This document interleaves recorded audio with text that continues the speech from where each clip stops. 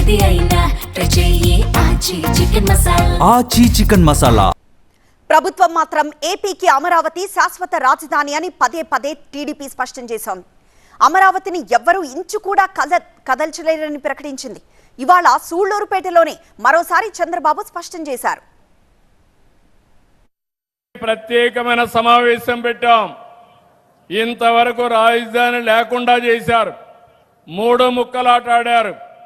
అందుకే శాశ్వత పరిష్కారం కోసం అమరావతి మన రాజధాని, దానికోసం ఒక తీర్మానం పాస్ చేసి కేంద్రానికి పంపించాం. తొందరలోనే చట్టం వస్తుంది.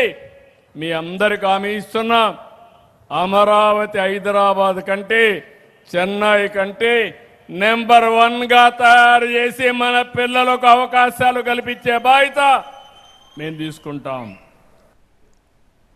ఇక 2 రోజుల క్రితం అమరావతికి చట్టబద్ధత కల్పిస్తూ ఏపీ అసెంబ్లీ తీర్మానం చేసింది. మనం చేసిన అభివృద్ధి శాశ్వతమన్న చంద్రబాబు అమరావతితోనే అభివృద్ధి అని, అమరావతి అజేయమని సీఎం చంద్రబాబు స్పష్టం చేశారు. మనం చేసిన మంచి, మనం చేసిన అభివృద్ధి శాశ్వతం. మనకి ఎప్పటికీ గుర్తుండాల్సిన అవసరం ఉంది. అందుకే ఈరోజు చెప్తున్నాను అధ్యక్ష, ఈ తీర్మానం పెట్టినప్పుడు మీ అందరినీ రిక్వెస్ట్ చేస్తున్నా, అమరావతి అజేయం, అమరావతి అద్భుతం, అమరావతితోనే తెలుగు వైభవం. జై తెలుగు తల్లి, జై భారత్, జై హింద్.